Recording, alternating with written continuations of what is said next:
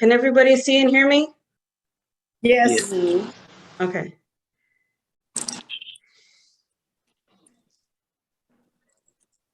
Awesome. All right.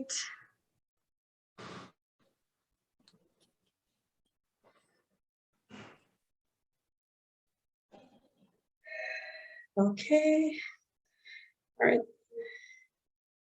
Thank you everyone for joining me today. I really appreciate this. Hello, my name is Valeria Hernandez Paramo, and I will be reciting my speech, Death Penalty, Are We Making the Right Choice? Imagine you wake up one day and you are fully aware that by that evening, you will be dead. Not only that, but your murderer is also the government and there will be an audience to watch. Scary, right? This is what every death row inmate endures on the day of their execution. And for the most part, they come to terms with not only what they have either done or not done to get there, but also the fact that the rest of the country agrees that you belong there. The death penalty is just human beings hurting each other on a collective basis. It has no effect on violent crime and essentially serves no purpose. I can describe how the death penalty is ineffective in two main points. First, humans have an inherent and subconscious need to physically hurt each other. The death penalty is the legal killing of another human being. Second, it does not matter how many death row inmates we kill, it will not change human behavior and therefore has no place in society. People like to hurt each other physically. Sometimes we do not even realize that we like it until after it happens. The death penalty is our way of justifying killing others legally. From when the US were first British colonies, an angry mob of people would gather and drag a criminal to a makeshift scaffold, then hang them for whatever crime they were charged with. The modern day death penalty is no different than that. According to an online article titled Acculturation and the Development of Death Penalty Doctrine in the United States, published by Krista L. Patterson in April of 2006 for the Duke Law Journal, they observed that capital punishment has occurred in the United States since before the country's inception. The first documented execution on US soil occurred in 1608. When the Constitution was written, the framers were aware of capital punishment, and the lack of any explicit prohibition on capital punishment in the Constitution indicates that they were also tolerant of it. Capital punishment has always been a key factor in the development of this country.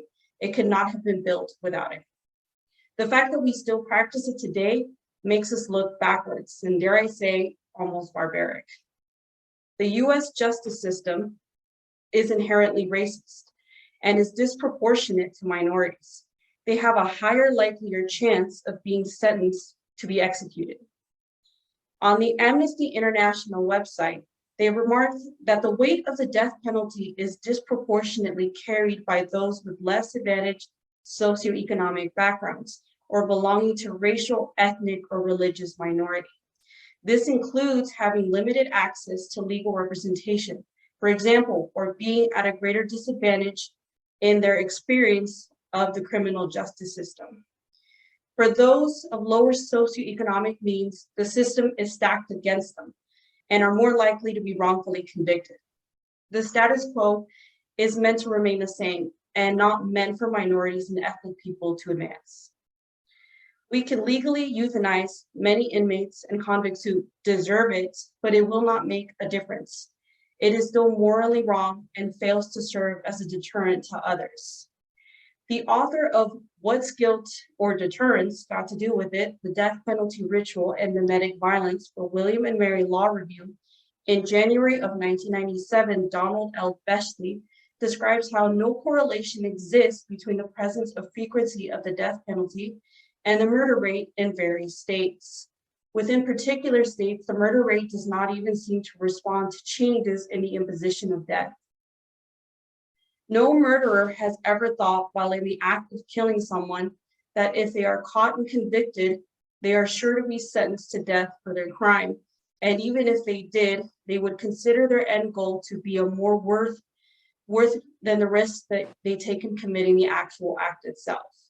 The death penalty is a terrible deterrent to violent crime and has no place in society.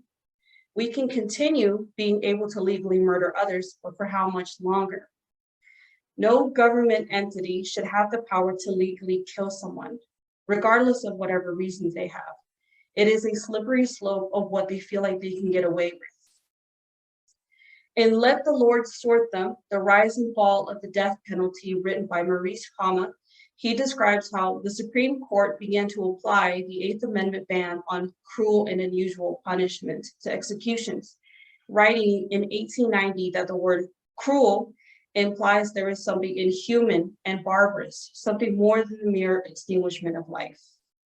As author Brian Stevenson once said, quote, "The death penalty is not about whether people deserve to die for the crimes they commit. The real question of capital punishment in this country is, do we deserve to kill?" I can tell you right now that the answer to that question is almost always yes. We can deny it all we want. Subconsciously, we all agree that we do have the right to punish someone with death. I know this will make people think that if we abolish the death penalty, violent crime rates will spike, and it has. As a result of the pandemic in the US, the US has seen a 30% increase in murders committed by offenders as of 2019. However, we would see a decrease of violent crime if we stop treating inmates like animals and work towards helping them heal and be better human beings. Let's focus on helping them recover their humanity back. The results will speak for themselves. In conclusion, people like hurting each other. Some like it more than others. It does not give anyone the legal justification to take their life in exchange. It makes no difference how many inmates or convicts we legally execute. It doesn't deter others from committing violent crimes and therefore has no place in society. Capital punishment is just another way for the government to legally kill people. Its purpose is to warn others of what could happen, but fails in that aspect and should be removed as a punishment altogether. How many more have to die for us to come to the realization that it will not prevent violent crime from happening? The death penalty would have been abolished a long time ago if the executioner who had to pull the lever was some random citizen. Please reconsider about why we continue doing this. Thank you.